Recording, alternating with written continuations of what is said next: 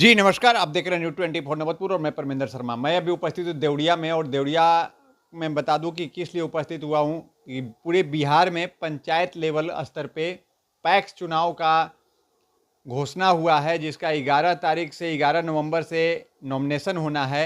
उसी अंतराल में हम देवरिया पहुँचे हैं और देवरिया जो नए उम्मीदवार हैं, जो पैक्स के नए उम्मीदवार हैं, उनसे बात करते हैं।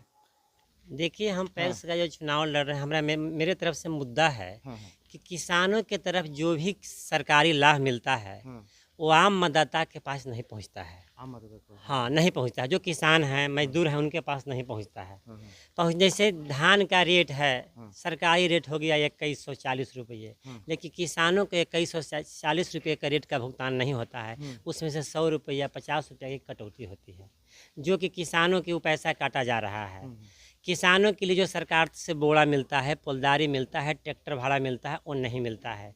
किसानों से 42 किलो 200 ग्राम तौल होता है, 40 किलो के दाम जोड़ा जाता है। इसी सब तरह से के मुद्दा के लिए हम चुनाव लड़ रहे हैं कि जो किसान के जो सरकार की तरफ से मिलेगा किसान को, उसमें मेरी तरफ से कोई कटौती नहीं होगी। कोई कटौती नहीं है। नहीं तो यानी कि साफ तौर पे जो है कि किसानों के लिए आप चुनाव लड़ रहे हाँ, हैं। किसानों के जो लिए किसानों की समस्याएं आ जो रही थी। जो किसानों की समस्या आ रही है। पैक्स में कहा जाता है कि रसीद वगैरह का लोचा हो जाता है, किसानों को रसीद नहीं मिल पाता है जो वो धान बेचते हैं, और उनको पैसे भी आने में काफी समय लगते हैं। इसका आप कैसे निदान तो रसीद पुर्जा के लिए इसमें कोई प्रावधान नहीं है। रसीद है नहीं है तो आपको बटेदार पर भी सरकार ने जो जितना क्विंटल का लाभ दिया उतना क्विंटल के पैसा भुगतान हम करेंगे। इस तरह का तो कोई मैटर नहीं है। नहीं नहीं है। तो जैसे पैक्स की तरफ से भी रसीद तो होता होगा ना कि आपने इतने धान का खरीदारी किया और इतना पैसा बना, उसका तो रसीद तो मिलता होगा ना। अब उस तरह की जानकारी के तो हम तो अभी उस पैक्स में उस तरह से लाइन में नहीं हैं, लेकिन जहाँ तक अनुभव है कि जितना उनका अगर रहेगा कि माने एक किसान 40 क्विंटल धान देगा तो 40 क्विंटल के लिए तो कोई रसीद पुर्जा की जरूरत नहीं है। जरूरत नहीं है। नहीं है। तो अब आ जाते हैं कि देखिए पंचायत में जो है कि बूथ को लेकर के काफी संघर्ष चल रही थी कुछ दिन पहले।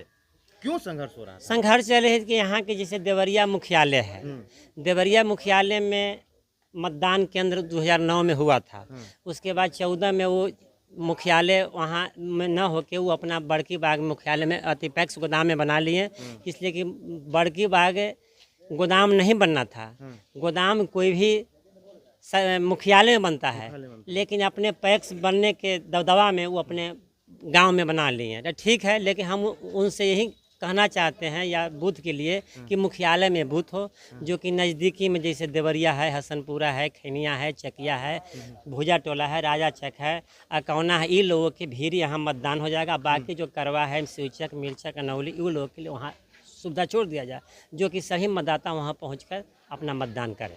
तो अब क्या लगता है कि बूथ देवरिया में आएगा या बड़की बाग? इसी तो हमारा लिखना ना हम तो सरकार से गुहार लगाए हैं कि इस तरह की हम मांग रखे हैं कि देवरिया में बूथ किया जाए, जो कि लोगों को सुविधा मिले।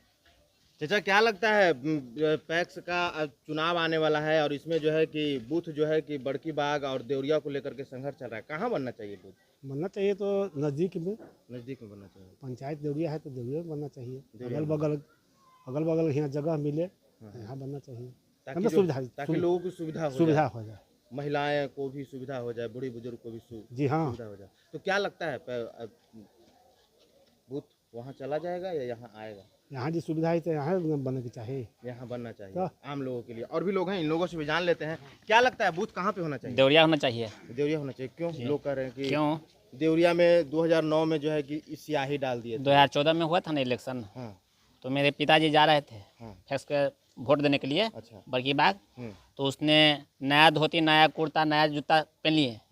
उनको अचानक ब्रेन हेमरेज हो गया। अच्छा।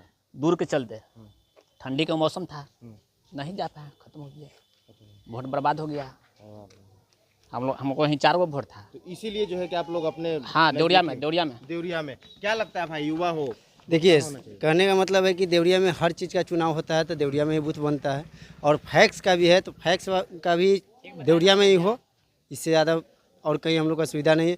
कहने का मतलब है कोई बुजुर्ग आदमी है, उसको चलने नहीं आ रहा है, उसका घर में कोई आदमी नहीं है, वो किस आधार से जाएगा? किस आधार से जाएगा? तो यानी कि बूथ यहीं यहीं होना होना चाहिए। क्या लगता है भैया? देवरिया में ही होना चाहिए। देवरिया में होना चाहिए। देवरिया क्यों में देवरिया में होना होना चाहिए? लोग कह रहा है कि जो सियाही डाल देवरिया में इसलिए होना चाहिए कि वहाँ बहुत दूर पड़ता है, दूर पड़ता है, दूर जाने में बहुत कष्टाएं होता है। बुजुर्गों और बूढ़ियों के लिए ज्यादा समस्या हो जाती हमारे घर में 2 बूढ़ी है, उसको भी वोट है, हमारा भी वोट है, बाबूजी के वोट है ना, तो जाने में बहुत दिक्कत होता है। है, दिक्कत होता है। तो जी हाँ, आपने सुना, बखूबी तरीके से बताए।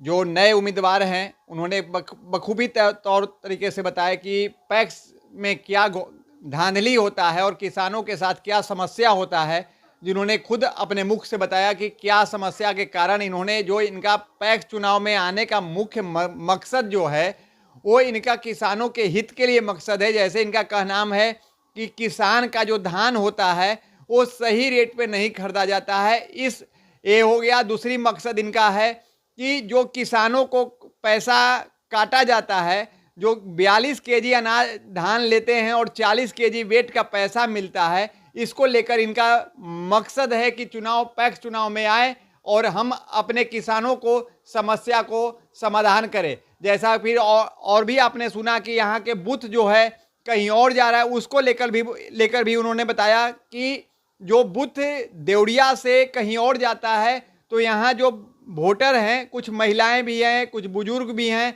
उनको जाने में असमर्थ है और दिक्कत है, प्रॉब्लम है, और वहाँ बूथ से संतुष्ट नहीं है। ये इनका जो नए पैक्स के उम्मीदवार हैं, जो इनका कहनाम है और यहाँ के ग्रामीण का कहनाम है। जैसा कि आपने देखा, और आप हमें यूट्यूब देख रहे हैं तो सब्सक्राइब करें, और फेसबुक देख रहे हैं तो फॉलो करें, लाइक, मैसेज, शेयर करना ना भूलें। जय हिंद, जय बिहार।